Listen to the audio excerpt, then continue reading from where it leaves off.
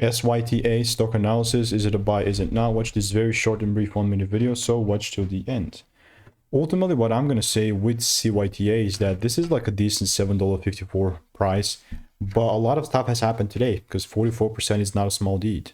That's how my previous chart looked like, and you can see we're very far off because while all that happened over the last 2 days was we came down and then we pretty much took the highs out.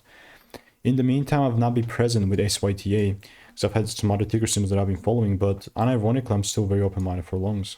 Like when the price is doubling down as such, there's nothing else that I'm more willing to do than buying, you know, because I'm just trying to be on the right side of the pretty much trend.